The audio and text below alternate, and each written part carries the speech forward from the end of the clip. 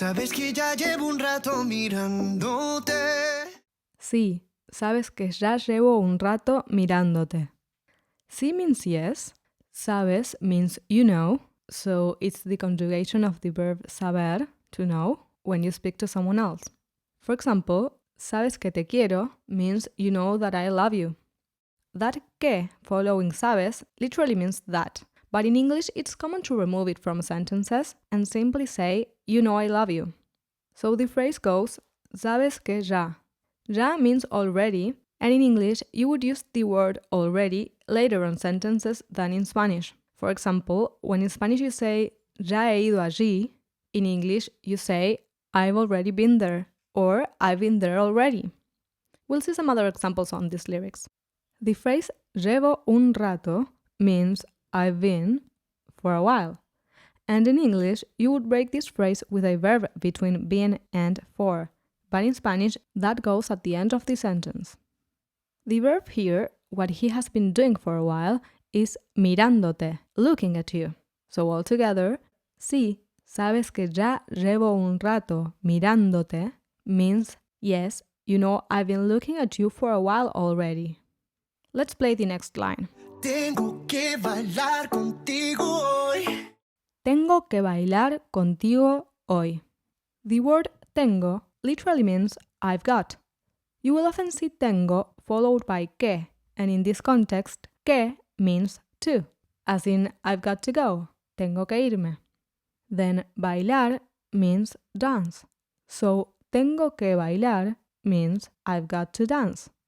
Contigo means with you, and this is formed by con, which by itself means with, plus the suffix tigo, which is what makes it with you and not with me.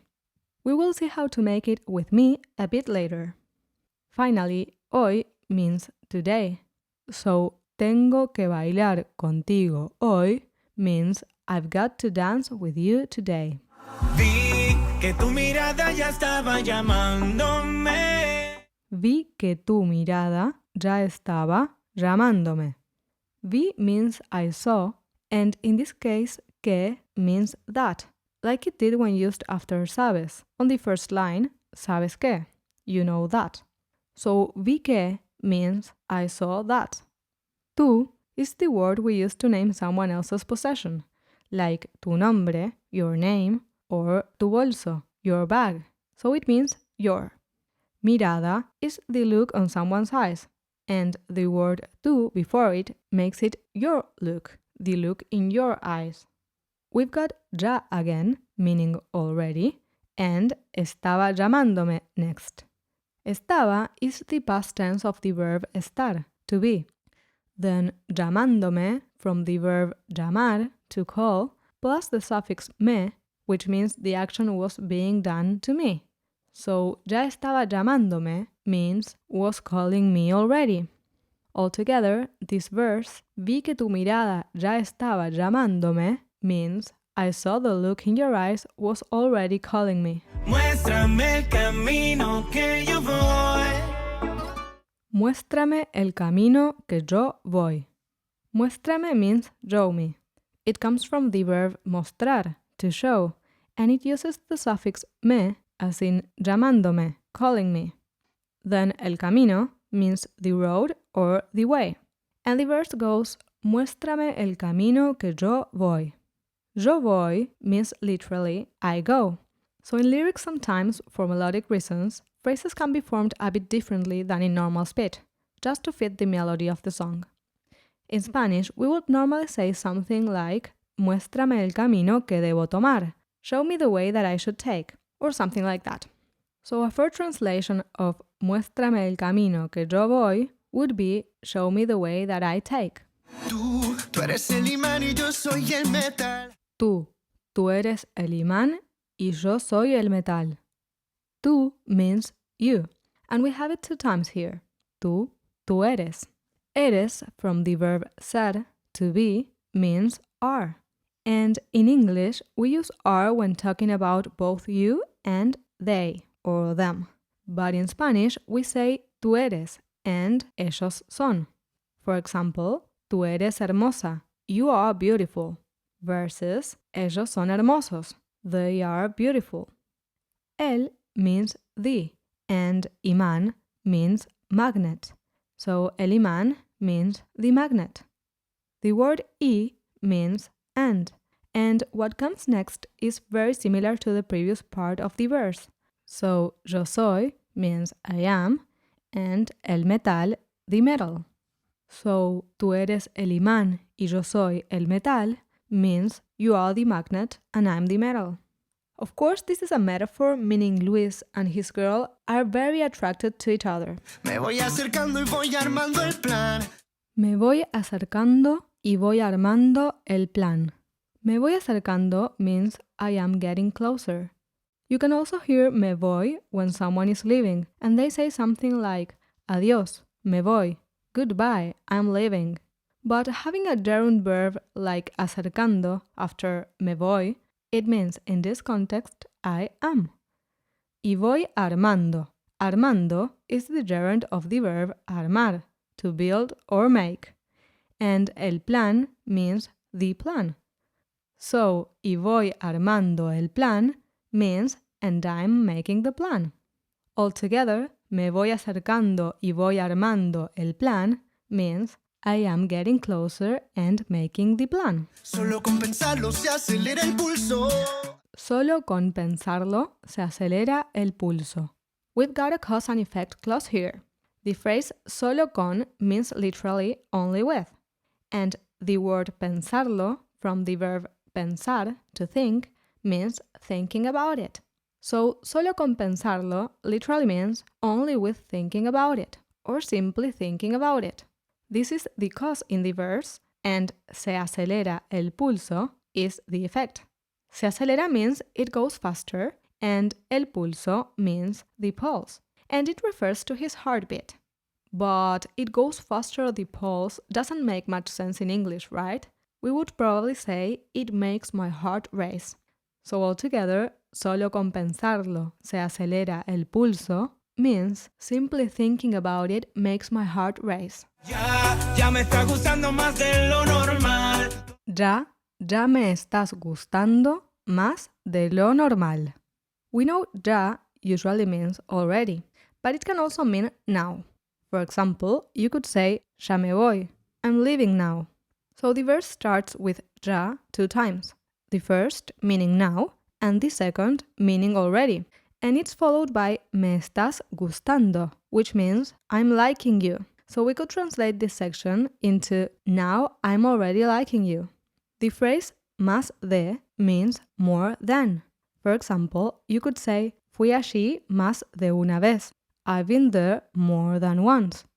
Finally, lo normal means the normal or the usual. And in English, we tend to say usual by itself, without the pronoun the. But in Spanish, it's commonly used with lo or la before it, depending on if you're talking about male or female nouns respectively. So this verse, ya me estás gustando más de lo normal, means something like, now I'm already liking you more than usual. As you can see, there are many words and phrases that can't be translated literally from Spanish, so hearing them in different contexts is the best way to learn how they're used. FluentU is perfect for that, as it teaches with media like movie clips, music videos, interviews, and more, where you can hear words like ya used in different situations with its multiple meanings. Each video comes with interactive subtitles to click on each word or phrase and quickly access a video dictionary with definitions and extra examples. For a free trial of FluentU, click on the link in the description below. Todos mis sentidos van pidiendo más. Todos mis sentidos van pidiendo más. Todos means all, and it's used when talking about plural nouns. For singular nouns, we use todo, without the s at the end.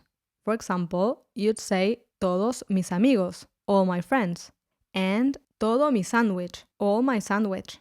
Mis sentidos is the plural noun he's talking about. So todos mis sentidos means all my senses. Van, from the verb ir, to go, means literally they go. And pidiendo, from the verb pedir, means asking. In English, you would probably say they are asking instead of they go asking. But in Spanish, it's common to use voy vas or van before another gerund verb. Another example could be van caminando al colegio. They are walking to school. And más means more. So, todos mis sentidos van pidiendo más means all my senses are asking for more. Esto hay que tomarlo sin ningún apuro. Esto hay que tomarlo sin ningún apuro. This whole verse is a common expression used when something can't be done in a rush. So we could translate it into, we can't do this in a rush. But its literal translation would actually be, esto, this, hay que tomarlo, has to be taken, sin ningún apuro, without any rush. This has to be taken without any rush. And tomarlo comes from the verb tomar, which means to take. But depending on the context, it can also mean to grab and to drink. So you could say tomar el lapiz, grabbing the pencil, or tomar el jugo, drinking the juice. Despacito. Despacito. In Spanish, when you want to say something is little or small, you can use the diminutive suffix ito or ita. If the main word ends in o or io, you would replace that with ito. And if it ends in a, you would replace that with ita. So a little apple, manzana, is a manzanita. And a little bird, pájaro, is a pajarito. But this suffix can also indicate affection or soften the meaning of a word. In this case, the main word is despacio, which means slowly. So by using the ito suffix, he made sure to remove the boring or negative connotation of the word slowly, making it sound more appropriate for a moment of flirting. Quiero respirar tu cuello despacito. Quiero respirar tu cuello despacito. The word quiero, from the verb querer, to want, means I want, and respirar means to breathe. And if this tu had a tilde, it would mean you, but without it, it means your. Cuello means neck, so altogether, quiero respirar tu cuello means I want to breathe your neck. And he wants to do that despacito, slowly. So, quiero respirar tu cuello despacito means I want to breathe your neck slowly. Deja que te diga cosas al oído. Deja que te diga cosas al oído. Deja means both leave or let, and here it's used in an imperative way, so to order or beg another person, as when you say let me in English. The meaning of que in this verse is that, so deja que literally means let that. And then it says te diga, which means I say to you. So this means let me say to you, although the literal translation would be let that I say to you.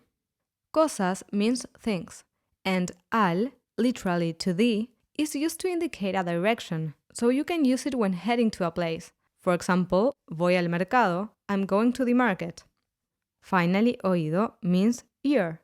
So first we got deja que te diga, let me say to you, and then cosas al oído, things to the ear. Things translated literally would sound a bit off here too, as we wouldn't say let me say to you things to the ear, right? But let me say things in your ear. So that's what deja que te diga cosas al oído really means. Para que te acuerdes si no estás conmigo. Para que te acuerdes si no estás conmigo. The phrase para que means so that, and it's used to express a purpose. In this case, the purpose of the action on the previous verse. Say things in your ear. Te acuerdes means you remember, and si, when written without a tilde, means if. Finally, no estás means you are not, and conmigo means with me. As the word contigo on the second verse, it's formed by con, meaning with, plus the suffix migo this time, which is what makes it with me instead of with you. So altogether, para que te acuerdes si no estás conmigo means so that you remember if you are not with me.